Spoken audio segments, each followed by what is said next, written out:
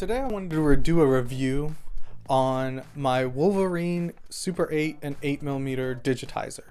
If this is something that interests you, stay tuned.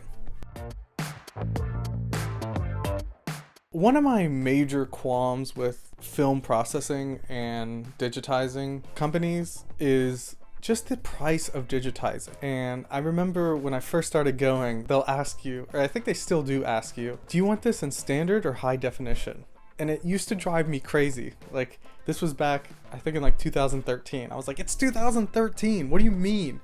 Standard or high definition? Nobody wants standard definition. I would literally have to save up tons and tons of money just to get my film digitized. And like, you know, if I'm shooting on Super 8, I don't necessarily care if it's like 4K or even a really clean 1080p. If I'm shooting on Super 8, I know what I'm shooting on. The frame size is this big. I don't need it to be the exact like best resolution ever. So when I started shooting my short film, I knew I wanted to shoot part of it on Super 8 just to kind of add a little bit of dimension. Actually, the short film it kind of mocks like art films that you see a lot in film festivals. So those kind of films usually shoot on film. It wasn't worth it to me to shoot on 16. I thought it would even bring the point home a little bit harder if it was on Super 8 because it looked like film, you know? So I knew I wanted to shoot part of it on Super 8. And I think I started looking up different companies around LA to do digitizing, even though I've been going to the same company for years called Spectra.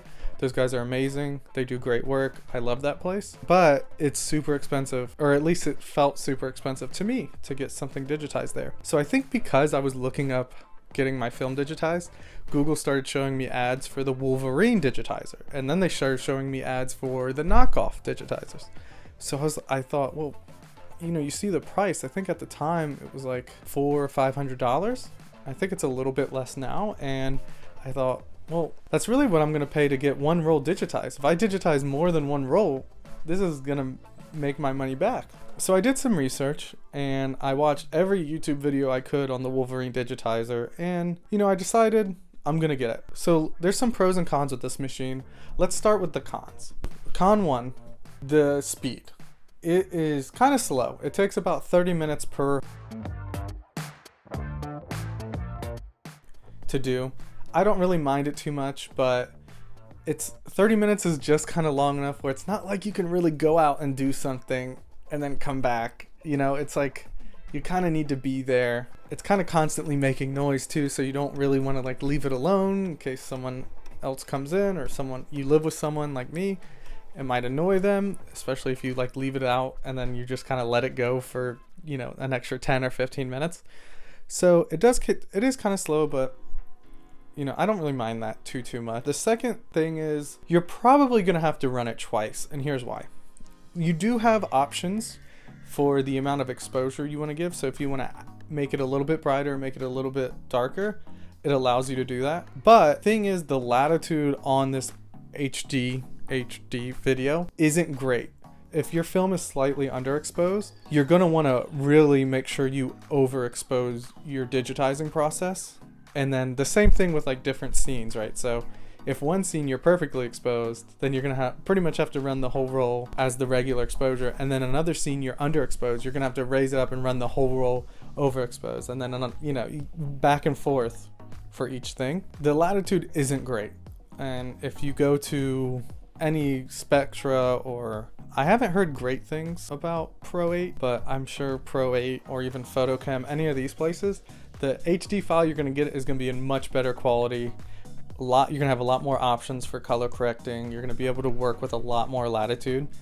It is more expensive, but you're paying for quality for that. When I did use Spectra, and because I needed the image to look a little bit better for Super 8, I did have a lot more latitude to work with. That's what you're paying for. And the monitor. Oh my God, the monitor. You have the option to plug it into an external monitor, which is fine, but it's not like it's increasing the resolution when you switch it to the external monitor. It really just looks like you took the little monitor and just zoomed it all the way in. It isn't color calibrated, which is like, doesn't really make sense why you would create like this without. I get that you don't probably want to save money on like not as good of a monitor, but like at least do something to color calibrate it. It's really hard to gauge your exposure based on this little monitor. Even when you plug it into an external monitor, it's still hard to gauge. Yeah, that would probably be my biggest critique. And the camera quality of the image isn't good, so that's why the latitude isn't great. It's just taking an individual picture.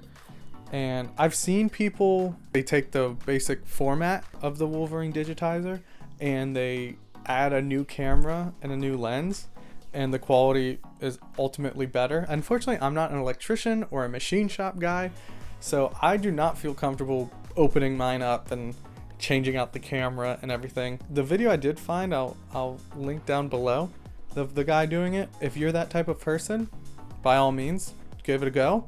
And if you are that type of person, could you please make a really easy tutorial video on how to do it? Because I would totally do it if the video was easy and properly explained. Just pretend that we have the intellect of like a 5-year-old. Not for me, of course. For everybody else.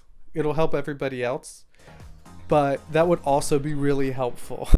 Those are the real main cons of it. Let's talk about the pros. One of the pros is you get an HD video. It's 1080p on one version of the Digitizer and 720p on another.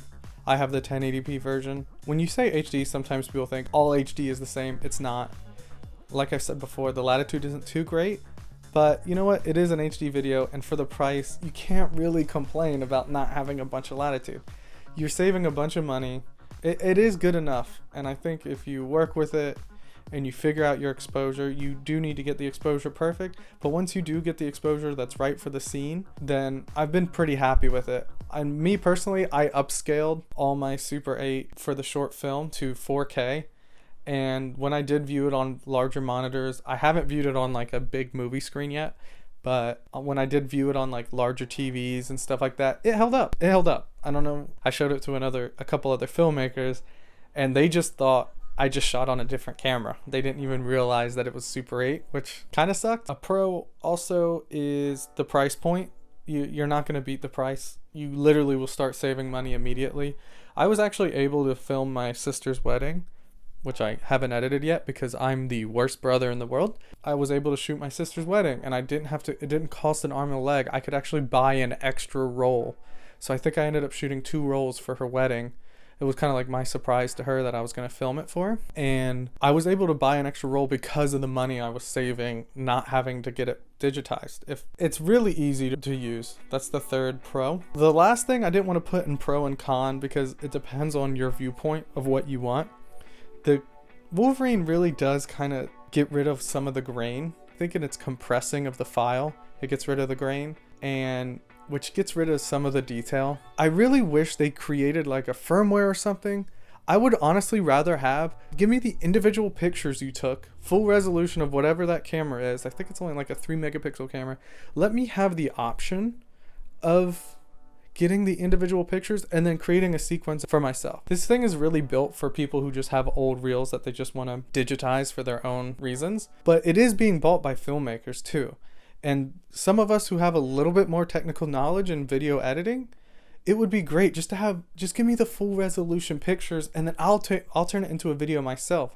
This thing is so user friendly. It kind of takes away a little bit when it comes to quality. And I kind of wish that they at least gave an option for those of us who do know a little bit about video editing to have just the full absolute best resolution we possibly can.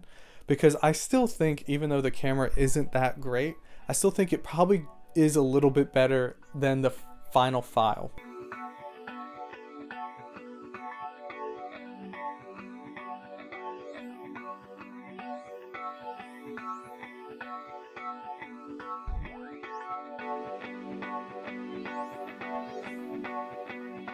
Because this is meant for like an older audience, I think they just wanted to make it as easy as possible, which is fine. I totally get that. But if they would just have an extra menu setting, say like image sequence instead of video, and it just saved the pictures uncompressed, I think this thing would be the tip-top best product ever. Yeah, if there's any one thing I could say to Wolverine, could we get a firmware update that just lets us get each individual picture? I know it'll be 10,000 pictures, but it would be really great. What would I rate this thing? I give the Wolverine Digitizer, I'll give it 3 underexposed Super 8 frames out of 5. Wolverine, if you come out with a firmware with full resolution pictures, I'll change it to a 4.5 because that would be so big. That's my opinion on the Wolverine. You have any questions, please comment below. I'll respond. If you like this video, click like and subscribe, and I will see you guys back here next Monday. All right, thanks, bye.